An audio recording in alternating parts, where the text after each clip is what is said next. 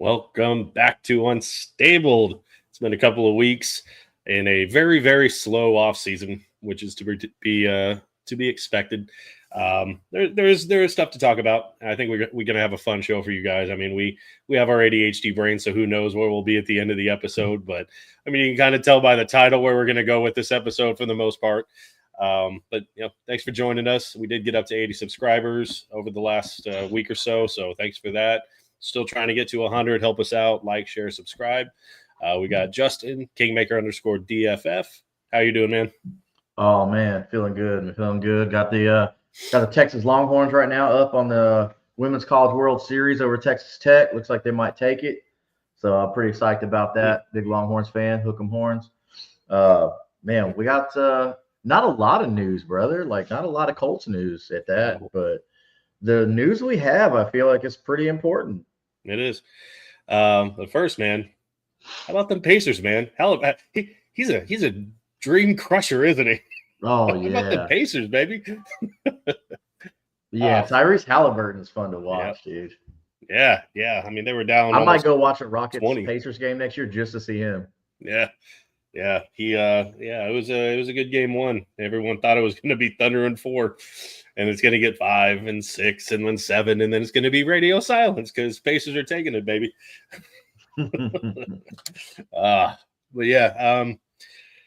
So we've got a whole. I don't even know how many shows we've got on the Curtis Podcast Network at this point. Obviously, there's the flagship, this AFC South show, which me and Isaiah and of course Curtis, Mr. Final Boss himself. He started it, and we came on at about 70, 80 subscribers, somewhere in there. So, I mean, we've been, we're kind of the OGs. So head over there, make sure you like, share, subscribe. It's creeping up to 1,000. I know Third and Teal kind of took off, and I can't believe you Colts fans are letting that happen, man. We got Jaguars, shit posting, beating us. Got to pump our numbers up, man. Right now, we have the lowest subscriptions in the Curtis Podcast Network. So help us out. Help us get those numbers. We'd appreciate it. But I think we're the newest, though, aren't we? Aren't we like the newest show, kind of? Kind of. I mean, as far as the core four. The core four. Yeah, I think so. But still, we're trying to get to 100. Help us get to 100. Yeah. And then we'll shoot for the 200, 300. But help us out. We'd appreciate it. But yeah, of course, we're going to talk about Anthony Richardson. And they just announced that shoulder injury again on his already surgically repaired shoulder. And I feel like we've heard this song and dance. Yeah. I think it's just it's a symptom of like enlarged vaginal infection for Anthony Richardson. Severe vaginitis. Mm-hmm. This is starting to become a trend with Anthony Richardson, and brother, I don't know. I was gonna give him a chance this year, I don't know if I can do it. We're already starting off. It's like I hope that they're just erring on the side of caution, but the Colts organization has not historically been fully transparent with injuries and the severity of those injuries. So. Then even when you go back to Andrew Luck and his situation, I highly doubt that he was just, I'm retiring 2 weeks before the season. I feel like Colts brass knew. Like, I feel like they knew June, like around this time, that he probably wasn't going to go. And they were like, just stick it out, man. See how you feel when we get. I feel like that's more of the conversation that happened. It's hard for me to trust the injury reports at this point when Indianapolis, but it could be something minor, and they're just, we just don't want you throwing at minicamp. Yeah. You're going to come in and OTAs and preseason and shit, and you're going to be a full go. But historically, like, this could be a whole bigger issue because non-contact, like, it already surgically repaired shoulder, and he's sitting out at minicamp. Like, this is a guy that needs to be working on his accuracy and throwing. So yeah, like what happened to? Oh, he's working with Josh Allen's former coach, and now, like, here we are. It's OTA time. I mean, Daniel Jones is looking phenomenal, and Richardson's not looking great. And then I say phenomenal, but Daniel Jones looking good for Daniel Jones. And then we're going to miss Anthony Richardson, supposed to be our starting quarterback for all of minicamp, like the whole minicamp. This isn't good for him, dude, because all this does is give Daniel Jones more of an opportunity to take that starting role from him. We said months ago, Anthony Richardson is going to have to lose this job to Daniel Jones. Bro, he's losing it right now. Mm-hmm. Yeah. And we didn't even start training camp. Or maybe it's Riley Leonard's job to take now, huh? What's up? Let's go, Riley Leonard. I feel like he's just Ellinger's backup, like replacement, but hey, you know what? Fuck, man. I'll take it. The closer we get to the season, the more to me this feels like a repeat of Suck for Luck. Like that's it. It's just it has that feeling, and I hate that feeling. I do. I really wanted Anthony Richardson to succeed. I really wanted him to do well. The Colts burned a fourth on him. You wanted him to succeed so badly, and it's just there's been flashes. There's been what could be a really good quarterback here, and then there's other times where this dude can't complete a half a yard pass. So, and it's just we're going into OTA or minicamp, and it's the same old shit. Anthony Richardson can't be on the field, can't be out there, always hurt. Mr. Glass continues to break. Like that's the only title I could think of for this dude. It's just it's getting painful. It's I mean, and so there's a couple solid quarterbacks. There's a couple solid quarterbacks coming out next year that I'm excited for. Honestly, I don't think Arch Manning's going to come out. I don't. So, I mean, I feel like he's going to be a 4-year guy. But I've been talking about it. Drew Allar, I'm not 100% how to pronounce his name. Like, I like that kid. I mean, Lagway is coming out in I think, was it 27 maybe? But Drew Allar, dude, I'm in. I'm hoping he comes out and has a stellar year for Penn State. So, I mean, he's getting Nick Singleton back. That's going to help out. But, dude, if it's one of them situations where, hey, you gotta pick a quarterback, there's worse ones out there than Drew Allar or Drew Allar, whatever. And if this is in fact, Anthony Richardson can't go and you're starting Daniel Jones or Riley Leonard, it pains me to even think. Is it that painful to say? It's so painful. It feels like that this team is going to get the roster is going to get blown up. Like, obviously, they're not making the strides they need to make. Colts burn a 4th-round pick to this point, you can say it's a bust, and it's his job to prove it wrong. And right now, he's hurt again, so it's hard to argue it at this point. It's like you kind of have to start looking at this roster and realizing, pending, some of these contracts, they might not be releasable, but they could be tradable. Yeah. And you have guys that might bring value to some extent. Quentin Nelson, Buckner.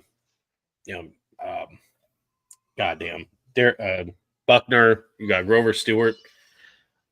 I mean, they could start trading these guys away. That's what I'm worried about. Like, we just fucking wasted these guys, and we gave up a 1st-round pick for Buckner.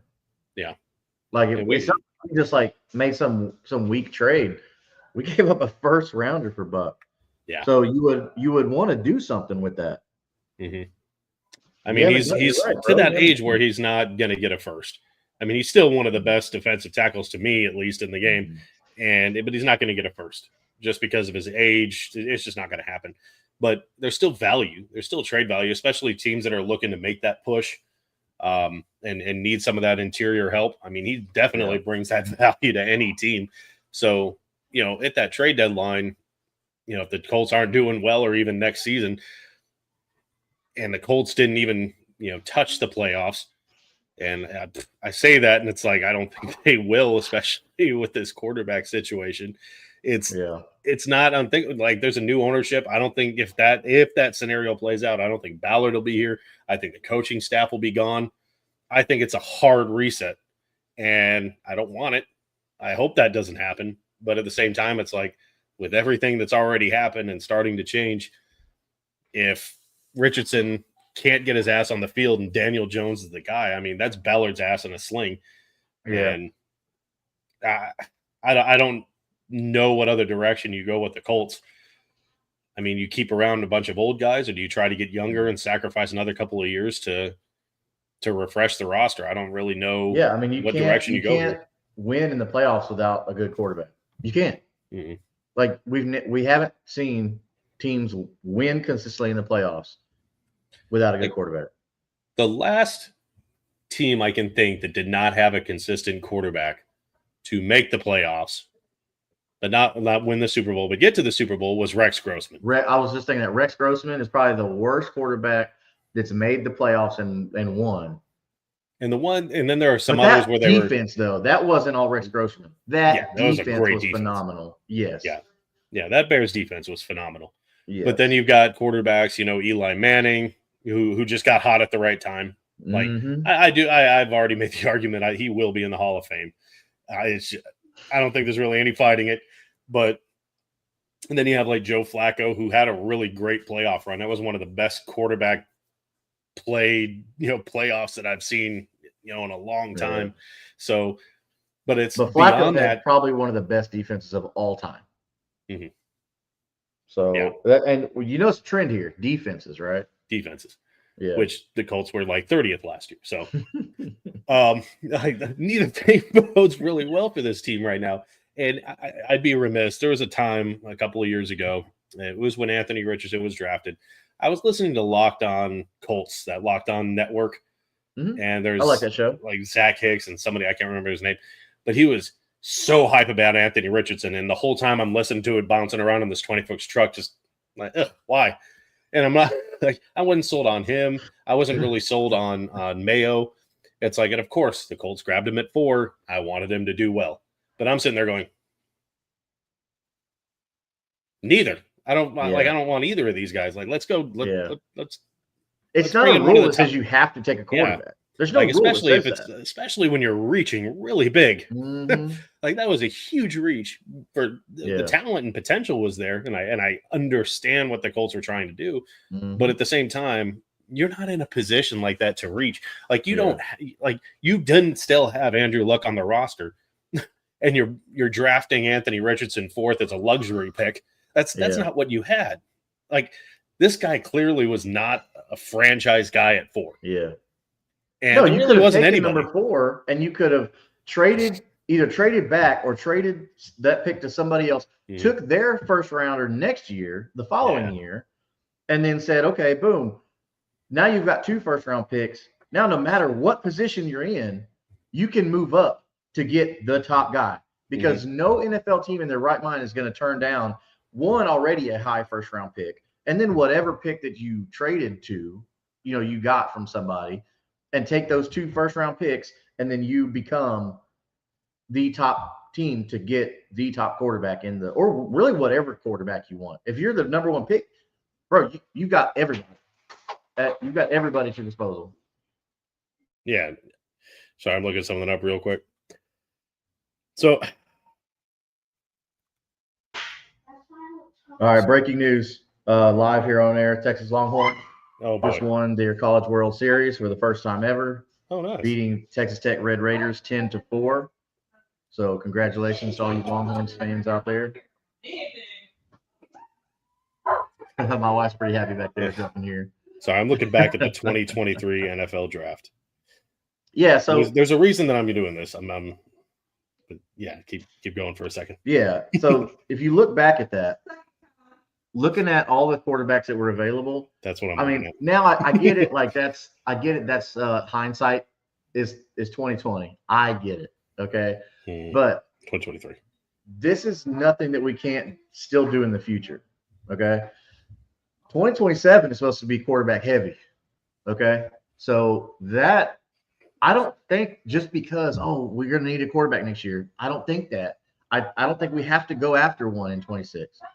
Why can't we just work on it, go after one in 27 when you have a lot better talent? Unless you can get like a guy like Drew Aller. But the thing is, we don't have, that generational quarterback talent coming out. I know Colts Nation, all the blue bloods out there, we're all hyping up Arch Manning. Trust me, I would love nothing more than Arch Manning to be playing in Colts blue. And then Jeff, I think you even said something like, "What kind of world would it be if we traded if we for get Arch Manning and then we traded Arizona for Harrison, we'd have Manning to Harrison back again." That we would have that back in what a time. Indianapolis. Oh wow! Can you imagine that? So I've got the 2023 NFL draft pulled up, and Bryce Young obviously went first to Carolina, who never was big on Bryce Young. Never was big. Whatever. CJ Stroud, he had a really good rookie year, kind of hit that sophomore slump. Still think he's good. I will say, I still believe in CJ Stroud. I think I will absolutely say the Texans did the right thing there. I'm not, with however CJ Stroud turns out in the future, I think they did the right thing there. Yeah. And then the Colts, obviously, Anthony Richardson with the 4th overall. And then no quarterbacks taking the rest of the first round. Obviously, you had in the second round, the Titans grabbing Will Levis, and we know how that's gone. Like they went and got Cam Ward, and I think the Levis years are done there. What's funny is Will Levis is actually Mayonnaise Boy. You remember Antonio Brown calling that Mayonnaise Boy. And then you had Hendon Hooker going to the Lions in the 3rd. Which I didn't understand that pick by the Lions. Hendon Hooker, I liked Hendon Hooker in college. But whatever, maybe. But then again, he's going behind Jared Goff. It's not like he's going to beat out Jared Goff. I get that. Yeah. But I don't know. I hate it when quarterbacks that could be good in the NFL get stuck behind somebody, Like A.J. McCarron never got his shot because he was playing behind like a prime Andy Dalton. Yeah. And you get and then you have Jake Haener who went to the Saints. You have Stetson Bennett who went to the Rams. Aiden O'Connell, who outside of CJ Stroud might have been like the best quarter. Like that's what I'm talking about. Like the Colts reached so bad in such a bad draft class. Like, do you think Will Levis on the Colts would have been okay? Or excuse me. Do you think he would have been better than Anthony Richardson? What we've seen from it, not what he could be. We always talk about what he could be, but at some point he has to become that. I think the Colts have a better line than the Titans. I think the Colts have better receivers than the Titans. I think the Colts have a better team than the Titans, have a better coaching staff than the Titans. I mean, so yeah, I think Will Levis would have had more success in Indianapolis than he did with the Titans. And I will say availability is the best, ability, which is something that Anthony Richardson hasn't had. So do I think the Colts would have been better off drafting Will Levis at 4? I still wouldn't have liked it. Is he the face of the franchise? Is he the guy that's going to get? No, I don't mean taking Levis at 4. Absolutely not. Like trading back and getting more capital, more draft capital, and still getting a quality guy in Will Levis. Yeah, like at the end of the first, sure. Yeah. Now, of course, we don't know then what we know now. At the time, we're thinking like, okay, this and that. But anyways. Well, I was just excited to see a quarterback that wasn't like on his way into the retirement home. Like it was just, okay, finally we have a rookie. Like that's really where I was. Like, I hope this guy works out. Finally, we have somebody young. That's really where I was with Anthony Richardson. And it's obviously hasn't gone the way that anybody really wanted it to. And hopefully that changes. And this is just caution. Yeah. And I hope he has a great year. I really do. But he hasn't really shown that he can. Right. And the only bad thing, well, not the only, there's a lot of bad things, but one of the bad things is other teams are going to see that, okay, Indianapolis is about to get desperate and need to figure out their quarterback situation. I think, okay, hear me out. I think if Anthony Richardson really shows, okay, the shoulder's messing with him, or he just is throwing lame ducks, A lot more interception than what he's been throwing in practice and training camp. Also, that I don't think it's a bad idea. And I know you just got through saying retirement home, but a bad idea to go knock on the door of the Falcons about Kirk Cousins. I get it. I get it. It's because he's older, and it's like, okay, well, he didn't really do that well for Atlanta, and Atlanta had a lot of weapons. Like, I do understand that, okay, but are we really going to rally around Daniel Jones? I would rather hope for a oh God, what was his name? Who kind of had that resurgence this year? I don't know why I'm drawing a blank with his name. This year, or what are you talking about? It was in Minnesota. Oh, you're talking about Sam Darnold. Sam Darnold, thank you. Yeah. I wouldn't mind hoping to see that kind of a resurgence, or I guess in insurgence, because he was never really good. No, with Daniel he was Jones, never good. Like, to his credit, to Daniel Jones' credit, he was on the Giants. It was a terrible team. Yeah. And the only player was Saquon. They had no line. They had no idea how to use the dude. And that's not all Daniel Jones' fault. I mean, I did see him make some really bad plays. There was like 4 players running wide open down the field, and he took a sack on the play. Like, he was running and tackled himself. Like, there are things that I've seen him do where it's like, it just gives me a mini stroke. Right. But it was on a really bad Giants team. Like, it's just, yes. Am I saying that he's going to be this great success in Indy? No. I don't. But you can. Well, if we're giving Trevor Lawrence all these excuses, the Jaguars haven't been good either. So I think you're onto something. If we're giving Trevor Lawrence all these passes on this and that because he has the name value of Trevor Lawrence, do we give the same passes and grace to Daniel Jones for being on a bad team like the Giants? I mean, you have to give some grace to it, but at the same time, at least Trevor Lawrence was phenomenal. Like, he was like generational. I don't see, when I said this, I don't understand what anybody was really arguing with me about, because I said Andrew Luck didn't fucking have anybody around him. Like, he had an out of his prime Reggie Wayne. Jack Doyle. Like, he was still a great route runner, but he was not prime Reggie Wayne. You had T.Y. Hilton, who went on to do nothing. You had Kobe Fleener, who went on to do nothing. You had one of the worst offensive lines. Yeah. Who was the running back? Was it? No, it wasn't Donald Brown. It was gosh, I know his name. Trenton Richardson was there for a little bit. That was. You had Vic Ballard, was probably the best back that Andrew Luck had. That's true. And that dude was a 2 on like every team. Oh yeah. Like, defense, they had Mathis for a little while. They brought in Vontae Davis. Like, all these guys, like, on the back end of their careers, though. Yeah. Who was on that fucking team to say that it wasn't Luck that brought this team to 11-5? Well, and look at his sacks. Like, the dude couldn't catch a break either. Ryan Grigson ruined Andrew Luck. That line sucked. Yeah, it's horrible. Like, his last year, they finally got him a line, and he had like the best year of his career. Go fucking figure. So but I don't see any of that in Daniel Jones. Like, good quarterbacks make bad teams look good. And that's what Luck did. I don't see that in Trevor Lawrence. I don't see that in Daniel Jones. I don't like. Right. Yeah, is Luck Daniel Jones that team. Yeah. Daniel. I mean, but the thing is like, we have a good team. We just have a horrible quarterback situation. Yeah. So we have the reverse of that. If we can get mediocre quarterback play, that's all I've been asking for. Team.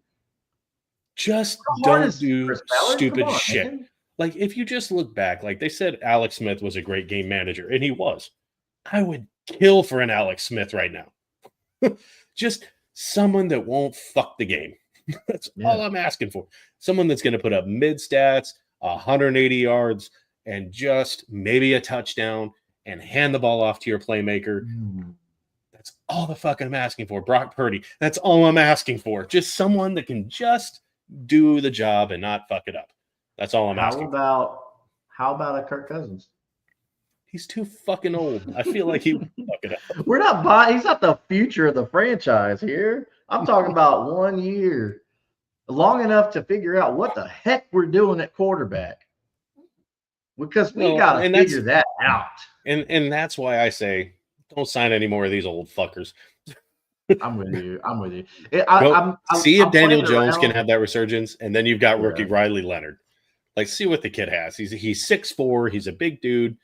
I mean, he He wasn't did bad well at in Notre college. Dame. Yeah. Yeah. So I'm like, man, I'm not saying he's going to be the future. I'm just saying, hey, Anthony Richardson can't be on the field. Let's see what we got in Daniel Jones. And it's At probably least not get much. winners from college. Like if you're gonna try and do all that stuff, at least make sure there were winners in college. You know what I mean? Yeah. So at least Riley Leonard was a winner in college. So don't mess that up. Yeah. Daniel Jones was like okay in college. Anthony Richardson was like super athletic in college. You didn't see a lot. You know, Riley I Leonard actually won games. Like I wouldn't mind converting Anthony Richardson. Like he ain't gonna do that. How? Oh no, he isn't. But like the Saints use like Taysom Hill. I wouldn't mind seeing Anthony Richardson in a role like that. Like you could have Daniel Jones kind of do like a jet sweep with Anthony Richardson. Is he going to run? Is he going to throw a bomb? Because he can do both. Yeah. Like there are packages that you could do with this guy and not have him be your starter. Is that what you have a 4th overall pick do? Probably not. But like, I don't know, man. They've created such a bad situation. Yeah. Well, it's gonna be a weird quarterback room because you got Anthony Richardson, who played a couple games at Florida, and then you got Daniel Jones, who played for Duke, and you got Riley Leonard, who also played for Duke for 2 years. So now you got the little frat boys again. So Daniel Jones got another frat boy like he did with Eli. And you remember that picture of like it was Eli, Daniel Jones, and somebody else. They were walking into the game and they all had like the My Daddy's a Lawyer outfit on. They all had like the polo shirt. Like, and the shorts they don't go to the knees. Yeah, and they're like they all look like accountants walking in. But no, man. Accountants on a Sunday brunch. Yeah. No, the quarterback situation is crazy, but at least we don't have to worry about our receivers. We don't have to worry about running backs. We dang sure ain't got to worry about tight ends. Our offensive line has some question marks, but I don't think it's as many question marks as you would be led to believe losing a Ryan Kelly. Mm-hmm. I know I've been a little skeptical, but I'm coming around on it, man. I am. I think our offense is pretty solid outside the quarterback position. And this right here is because, the Eagles went to the Super Bowl with Nick Foles. And that coaching staff, like Nick Foles, we all know how he is. He wasn't great. He wasn't going to light the world up, but they knew how to use him. Yep. And this is where Shane Steichen is going to have to prove his worth. With this quarterback room, you've got to make it work. You have to. Yeah. Or you're gone with Ballard. Like that's you're an offensive guy. You're an offensive guy, right? You need to be able to make this work. Whether it's Daniel Jones, Anthony Richardson, or Riley Leonard, or fucking Kirk Cousins, or whoever Ballard decides to bring in. Yeah, I was joking about the Cousins thing though. Well, I was even more leaning towards bringing in like not Russell Wilson, but Fields or something. Like he probably didn't want to play backup, but it's like one of those guys would have been a better fit just because they're so similar to Anthony Richardson. Because the biggest issue last year was he went from Anthony Richardson, who's this uber athlete, freak running back guy, and who can also kind of, throw not accurately. And you've got fucking old ass Flacco. Like, how do you go from one playbook to the other? You have that doesn't. Yeah. And then when he inevitably has to come into the game, you have to completely he became so one-dimensional. Yeah. And that's the big problem with this. And I think Daniel Jones is athletic. He can get out of the pocket. He's not like freak athlete Anthony Richardson, but yeah, he can still make the playbook work. This is where Shane Steichen is going to have to prove his worth. This is where the new defensive coordinator, Lou Anarumo, or whatever you say his name, is going to have to show that I just didn't have anybody in Cincinnati. He's going to he has to know how to deploy these guys. They've got Latu. They went out and drafted a guy in the 3rd round who looks phenomenal at defensive end. And you have two of the best defensive interior tackles in the game. You got to make this work. Like they were one of the worst defenses last year. You got to make it work. Yeah. If you're Lou Anarumo, with all the question marks we got about Trey Hendrickson, Do you think that you try and make a play at him and then trade whoever in front that's going to lose their starting job? I don't know if you pull that trigger, just because you're giving up draft capital and that you don't know if you're going to need because of your quarterback situation. I don't know if you do it. Yeah. Like, you just be bringing in, like, when the Lions had Sue and then so, like, yeah, he's a great whatever, but he's not going to win you anything. Not with the roster that you have. So if our quarterback conundrum is so, all over the place, probably not looking Super Bowl within the next year or two. Yeah. Like, do you bring a guy like him in and burn whatever first or whatever the heck he's going to command? I don't think so. Because if you bring him in, you're going to have to extend him. I mean, this is the last year of his contract. Yeah. So then you again, don't need a rental. take that right. Then again, you take that risk. Like, hey, do you risk free agency and then you try and use Lou to say, hey, come over here. I know how to use you. Come over here.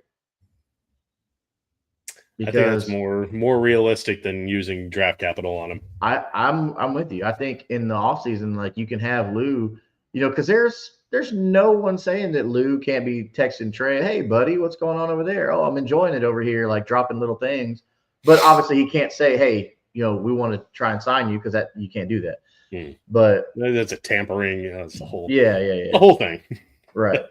But there's no one saying, like, oh, it's so good over here. You're dropping little comments. But no, like, I'm interested to see what the defense can look like. I'm very excited to see what our new additions will look like, for sure. Yeah, for sure. With spending that money and getting those guys that we needed. See, and my thing is, and I've harped on this, losing's losing. 1 point, 20 points, doesn't matter.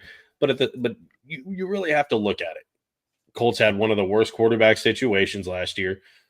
They had one of the worst ranked defenses last year. I mean, they were historically bad. Like that game with Trevor Lawrence, the historically low pressure rate. Like, it was just, and they were still 6 points away from sweeping the Texans and winning the division. Yeah. Like, they weren't that far off, and they had one of the worst defenses in a horrible quarterback situation. So it's like, so I do think that Shane Steichen is a better coach than we give him credit. He's made boneheaded mistakes, but he has gotten something out of this team. That doesn't happen by accident. Right.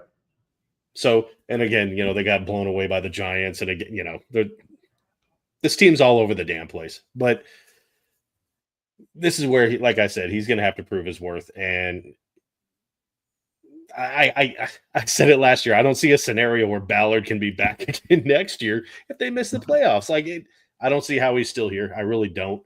I do like what he's done. Shut up, bro. I don't think even Irsay, rest in peace, man. Like, I don't even think with Irsay being gone that now it's like, okay, I can reset, with his daughter running the team. Like, I don't think so.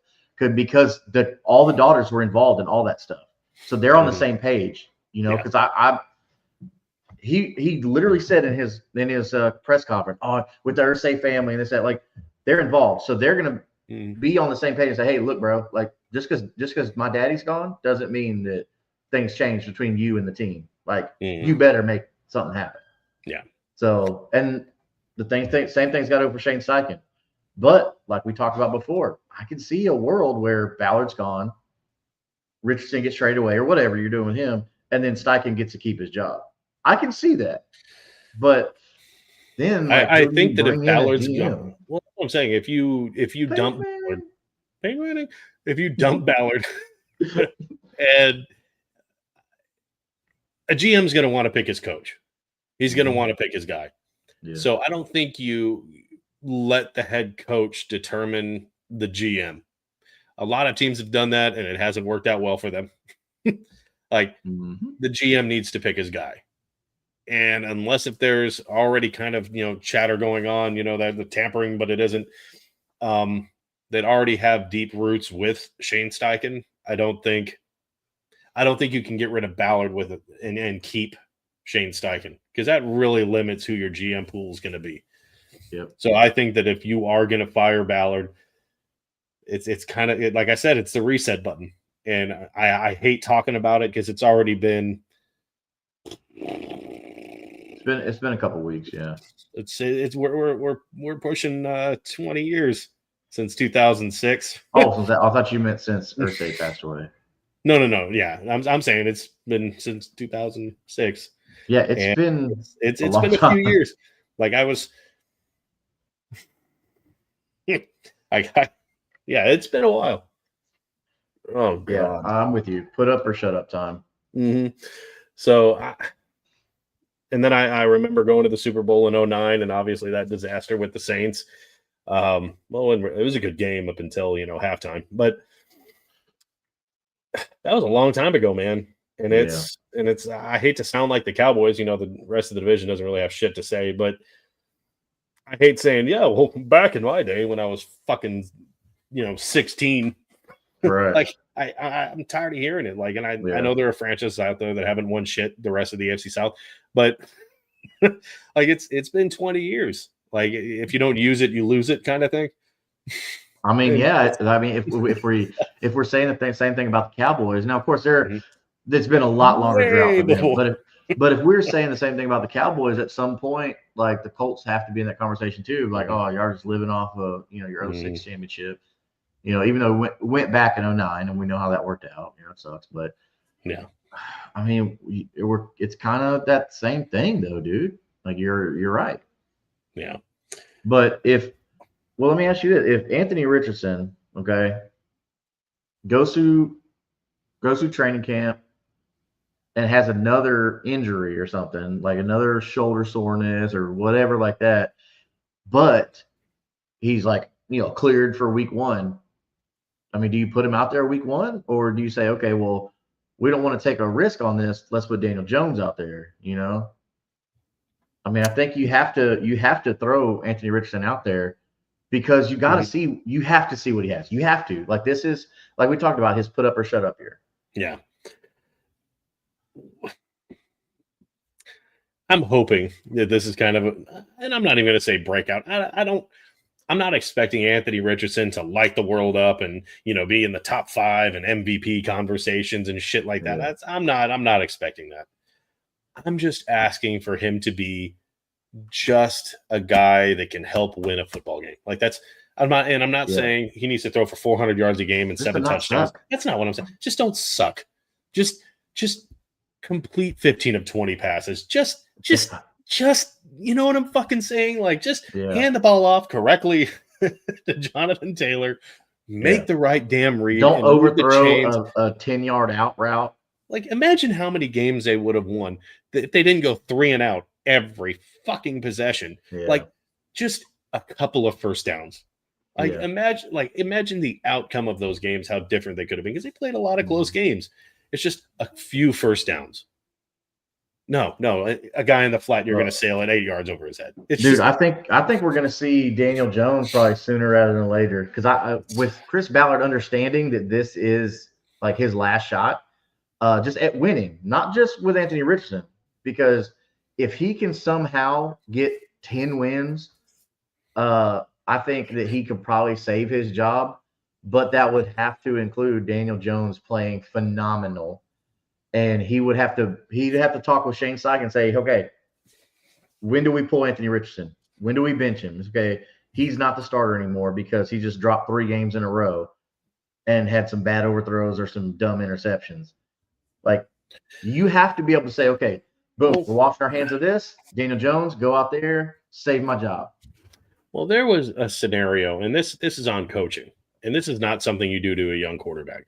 We were at the Texans game, and it was close to the end of the first half, and it was tied.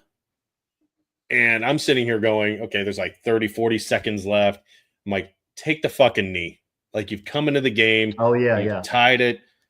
Take the knee. You get the ball back. Don't do. And what does he do? Throws an interception on his own 10-yard line, basically a pick 6. And it's like, that's where a coach needs to know when you go for it and when to take the knee and just take the win. Like, a win there is tied at halftime. And you put your whole team, not just your quarterback, in a horrible position. I could see that interception coming when they first started lining up and didn't run the ball. Like, I could see that pick coming. I even texted you. I said, oh, my fucking God. I didn't even watch. I'm not even kidding. As soon as they ran the play, I had my head like this, and then I heard the cheers. I knew exactly what was going to happen. And I'm like, you put this young quarterback in such a bad spot. Yep. And that's where Shane Steichen has got to improve. Yeah. Like, I know you want to have faith in your offense. I know you want to believe in this. But at the same time, that was a bad We like our place to do guys. it. We like our guys. He's got to be better. Yeah. Do stuff like that in the preseason when it means nothing. Yeah. Like, get the reps, try to do that 1 minute offense. I get it in the preseason because it doesn't matter. Right. You don't do that on the road in Houston on your own 10. Things hadn't the really play calling away. does have to be better. We have to see better play calling because Steichen has made some pretty bonehead decisions at the wrong time. At the very wrong time. Close game. I'm going to take out Jonathan Taylor for the entire fourth quarter. Yeah. Like the whole Tyler Goodson situation when he dropped the ball. Don't take your best offensive weapon off the field. Well, I was sitting there with my buddy, Ethan, in that one, basically the playoff game where they played against Houston the year before, where it was Minshew. And I'm sitting here going, all right, it's 4th and 1. Season's on the line. Playoff berth on the line. And I'm like, why? And then there was a bunch of Colts fans at the bar. And I'm like, wait, why is Jonathan Taylor? Why is Jonathan Taylor? What are we doing? And all of a sudden he throws it in the flat. It was a shit pass. Did they practice a million times? They practiced it a million times. Yeah, it was the right. Yeah. He's the 4th string running back. Like, what are we fucking doing here? Yeah. And then he was so hell-bent on proving that play works that they ran it like 7 times last year, and it never fucking worked. No, it didn't. And he keeps doing it. Like, dude, right play call, wrong personnel. Yes. Exactly. And you do it over and over, and it still didn't goddamn work. But the right personnel is either going to be Jonathan Taylor, Khalil Herbert, or DJ Giddens. So if Tyler Goodson is on this team, is on the 53-man roster, that dude has some dirt on Shane Steichen. I promise you. It's got to be. He's like, I was doing blow with Shane Steichen. Guys ahead of him that he is on this roster. Could you imagine that this motherfucker we go to the TBD game at Houston. Again, 4th and 1. Tyler Goodson's on the field. Bro, I'm going to do like you do. I'm just going to go head down like this. I'm out. I am going to crash out. I might just go get a beer or something at that point. It's like, all right, look, it's beer 30. Yeah, that's ridiculous. The play calling has got to be better. It's so bad. Well, that's my first pick to not make the 53-man roster. So, spoiler alert for that show. It's Tyler Goodson. It ain't Goodson. Yeah, and it's I don't even know why they brought now we're going on a whole different tangent of Mo Alley Cox. I don't even know. Finally got rid of him, and I was like, and then you brought him back. We were excited. Our text thread was blowing up. Finally. I've been calling for this for 4 years. They re-signed him like Jesus Christ. But at least the good thing is they actually did go draft a tight end. Yeah. Like a top tight end. I think actually have a good tight end. Because there was so many good tight ends. Like, I think, man. Dude, so the guy they drafted, the Texans drafted late, Luke Lackey from Iowa, tight end U, by the way. Like, I like him more than I like Mo Alley Cox. Like, you literally could have waded deep into the draft and got anybody better than Mo Alley Cox. Anybody better than Mo Alley Cox. Who are the free agent tight ends? Because they're better than Mo Alley Cox. Yeah. Hey, you know what? The UFL's been blowing up. I bet they got some good tight ends out there better than Mo Alley Cox. Jesus Christ. But that's you got a top guy for Warren. I'm Mo Alley Cox that can whatever. I don't care. If Mo Alley Cox is in there like red zone plays, Shane Steichen, you're dead to me. Okay, let's just line this out, Shane. If like you said in red zone plays, if Mo Alley Cox is on the field, something has gone terribly wrong, and you need to call a timeout. Yes. If Goodson is on the field without Jonathan Taylor, Khalil Herbert, or DJ Giddens, something has gone horribly wrong. I'll call a timeout on the sideline for him. No, throw the yellow flag or something from the stands. wrong. Yeah, penalty on the coach. Wrong personnel. Shane Steichen, we're giving you the play Yes, on a silver yes. platter. Take If notes. they are, Watch the show. like, Jeff I'm and I know what okay. we're talking about. I'm okay if Goodson's on the field with Jonathan Taylor, with Giddens, with Khalil Herbert. If he is, and he stands there and does nothing, and he's just like picking up a block. Yeah, make him a blocker. There you go. There you go. But if he is the one receiver, stop the play immediately, Shane. Something's gone terribly wrong. And I don't care who the quarterback is. I don't care if it's Richardson, Daniel Jones, Riley Leonard, Kirk Cousins, Aaron Rodgers. I don't give a shit who it is. If that's your play call. Nope. It's just if Malik Cox has more than 10 receptions this year, it's the wrong offense. Horribly wrong. You've done something terribly wrong. If Tyler Goodson has more than 10 carries, target. There you go. Targets. Like if Tyler Goodson has more than 10 carries, like you're messing up, Shane Steichen. Like Tyler Goodson on this roster with these 3 running backs that you have, if Goodson, like you said, if Goodson has a single carry, something has gone horribly wrong. Yes. I wouldn't even play that guy when you got Khalil Herbert and DJ Giddens. But DJ Giddens going to take the RB2 role. Like I have no doubts in that. DJ Giddens will be the RB2. Oh boy. Oh yeah. Like even bringing in Khalil Herbert. I like Khalil Herbert. Don't get me wrong. I like Khalil Herbert, but bro, DJ Giddens is going to take the RB2 role. Yeah, I agree. But yeah, it's the coaching has got to be better. The play calling has got to be better. And you have got to find a way to utilize whoever it is at quarterback to the best of their – because his offense turned into just shit with Joe Flacco. Like he could not figure out what to do with this guy. And I think that was one of the games where he basically took Jonathan Taylor out of the game. Like, why is Flacco throwing the ball 50 times? What is happening? Yeah. If that's in your playbook and that's happened, something's gone terribly wrong. Mm-hmm. This is not a passing team. No. I don't care how much you want to make it one. It is not. Take notes. Take notes from Baltimore, okay? You've got a strong, powerful running quarterback who's not as accurate, not as gifted in his arm as Lamar Jackson is. And I've been on record saying that I don't think Lamar Jackson's that great of a passer. So use Anthony Richardson like they use Lamar Jackson. Limit his passing and use your good running back that you have. Mm-hmm. You don't just have one good running back now. You for sure have 2 good running backs, a great tight end who can be a running back. Why do you think the Ravens went out and got Derrick Henry? Because they figured out their running team. Wake up, dude. Come on, man. You're a running team. You got one of the best running backs in the league. I'm going to have Flacco run it, pass it 50 times. Fucking come on, bro. I mean, the worst part is none of them were to Taylor. He didn't even call a pass play to Jonathan Taylor.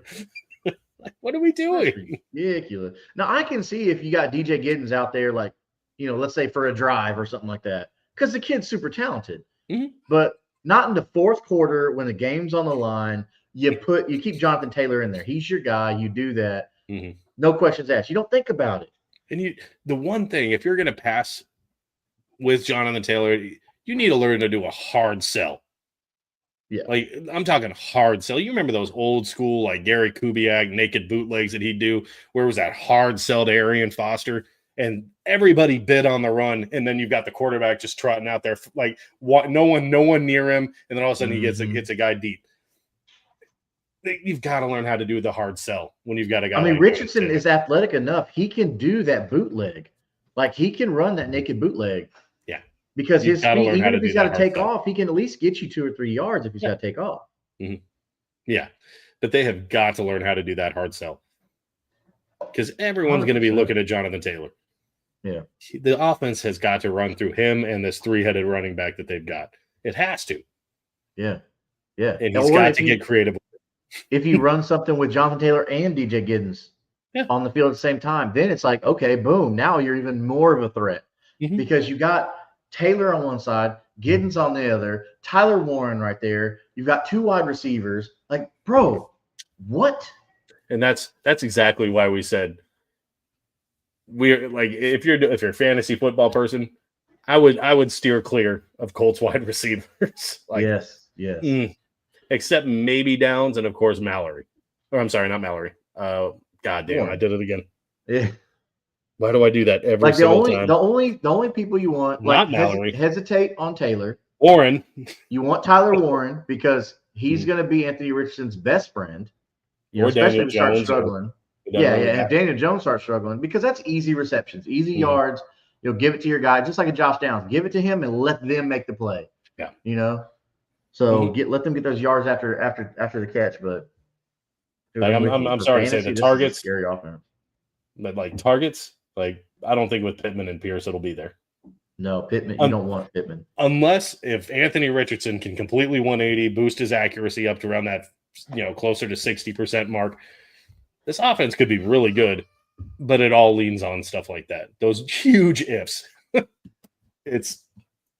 not confident in my it's going to happen. Yeah, Anthony Richardson. Yeah, he's going to get up to 60%, and I'm not confident in saying that. Yeah. I am looking at the Colts to run the ball though. I feel like they have to realize by now that hey, Anthony Richardson can't throw the ball. Let's adjust our playbook. But Daniel Jones can throw the ball. Like Daniel Jones has a really good arm, like strength wise. He can be good. I don't want to sit here and just sound like I'm bashing on Daniel Jones and all like that, but he can be good.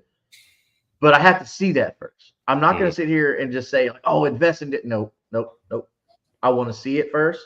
You fooled everybody once when you were Danny Dimes, and you took Eli's job, which wasn't hard. Eli was a shell of himself. That wasn't a hard gig, but I want to see it first. But I do think at this point, Daniel Jones is our starting quarterback.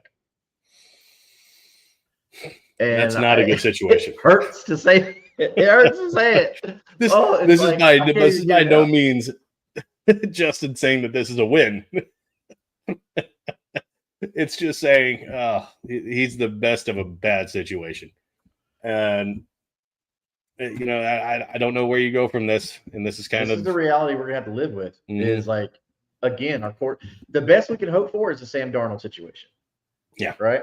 That's the best we can hope for. For either one of these quarterbacks. Yeah. I honestly, bro, if Richardson is already having issues, I'm not really having any hopes for him. I'm already out on Richardson for the season. After you and I both, we said, okay, we were gonna do it again. We were gonna give him another chance, this and that. And here he is again, like, oh, I'm sore. Shut up, man. Like, how many of these players play through injury and play through all this shit? And it's like they just play. Buckner in a lost season. The dude is still out there. He's got his whole arm brace on, and he's fucking fighting back injuries and shit in a season where he doesn't even need to be on the field anymore. And he's still out there because that's what a leader does. And my shoulder, it's easy for me to say from my chair here, that someone, is a pussy, but we both played sports. We both get it. We both understand that at no point aside from the first snap of the game are these guys 100%. Right. None of them are. And for you to you haven't even gotten in a training camp yet, and it's already my shoulder. Yeah, all you've been doing is throwing. Nobody's chasing you. Nobody's tackling you. Literally, all you're doing is just throwing the ball. That's it. Oh, you haven't done anything else. Shoulder soreness, and you're already having soreness. Haven't you been working with somebody? Why are you sore? Do you not have a rehab guy and a physical strength guy? And I thought millions of dollars went into this. The best facilities. They have the best nutritionists. They will tailor chef cook you a meal just for you. There's a whole workout plan and everything. When they have surgery, the rehab guys and all that shit, they go through all these things with you. Millions of dollars is sunk into this. They're at your beck and call. They will go to your house. Your shoulder's sore. To mini camp, I mean, come on, dude. And missing mini camp, come on, that's crazy. It's extremely frustrating, and that's why I'm saying at this point, just have Daniel Jones be your week one guy. Use Anthony Richardson in a Taysom Hill type role. Yeah. and just call it. Make him earn his way back to that number 1 spot. Like, I think if you're Shane Steichen, you're going to Anthony Richardson and be like, hey, look, man, like if it doesn't work out at quarterback, like you're still an amazing athlete. Because we're not sitting here saying that Anthony Richardson is not an amazing athlete. We're just saying he's not a great quarterback. You can use him in different facets of the game, just like everybody said Tim Tebow should have done for years and years. And he was, oh, I'm a quarterback. I'm a quarterback. And then he came back to be tight end when it was way too late. Right. Yeah. That ship has sailed at that point. But look, man, Anthony Richardson, you are pretty much Tim Tebow, but not as great. Like Tim Tebow was awesome in college. Yeah. Anthony Richardson, you weren't even awesome in college. You were like, you played a season. Yeah. That's what I'm saying. Like at least Tim Tebow has some natties, he had some wins. Yeah. But you, Anthony Richardson, be flexible. All right. That's all I'm saying, buddy. Just be flexible. If they come to you and say, hey, we want to run this play where you line up at tight end, or you line up as a wingback or a wide receiver, something, hear them out. Don't be stubborn. Well, that's what I'm saying. Run that like that's what I'm saying. Run that like jet sweep type of thing where Daniel Jones is handing it off to Anthony Richardson, and he kind of has that option to where he can throw it or run. Yes. Like, if they come down on him to run, he can throw it. If they want, like, because you can do the opposite too. Because Daniel Jones can't run. Yeah, that boy can move. I mean, he tackles himself, but he can move. He got really far down the field, though. Bro, he was almost there. It's like his brain kept going and his legs were like, fool, I'm tired. I'm tired. Hey, but he didn't tap out after the run, though. He didn't. He didn't. He got back up and was like, oh, man. He laughed it off, Yeah, like, well. Big doofus. Yeah. Big doofus. I love that. But yeah, this whole quarterback situation does not it doesn't look good. No. We'll see. We got Daniel Jones right now, brother. And Riley Leonard. Yeah. We'll leave it on Riley Leonard. Hey, shout out to our boy Brian with the CPN for Notre Dame fan. Yeah. It'll be interesting, man. It'll be entertaining, funny. I don't know. Maybe at least make us laugh, Colts. Yeah, it should make for some great content. Oh God! So make sure to subscribe and get those notifications for all the hilarious stuff and the Anthony Richardson news. Look, all I'm saying is when it comes to the Colts, we love our team. I mean, we bleed blue. We love this team, but we are also very much realists, and we are very critical when we need to be. That's just fairness. And that's the only reason we're not going to blow smoke up anyone's ass. We love the Colts. That's the only reason we're critical, because we want to see the best. Yeah. We're not going to blow smoke up someone's ass when it's clearly not a good situation. And it's up to them to prove us wrong. And right now, so something that I don't like is like on other Colts podcasts, they're just kissing butt. They're so great, this and that. Like, look, first off, the Colts already have an official podcast, so get off of it, okay? Secondly, be real. Like that's something that you viewers are going to get from Jeff and I here on Unstable. You're going to get our real reaction, our real emotion, and what we actually think, not what we think the Colts franchise, the Colts front office execs want to hear. Like, hey, look, sometimes the truth hurts. Sorry, Jeff and I are going to give you the truth. So if you want our real opinions and what we think's going on and the up-to-date news, Unstable is where you want to subscribe to. Yeah, absolutely. Hit the button, like, share, subscribe. Again, we're trying to hit that 100 mark, so help us get there. And eventually 1,000. I mean, this is something that we'd love to do, and we need your support to do it. I mean, this is fun. We've met a lot of good guys on here ever since I came on, like, was it 4 years ago or something?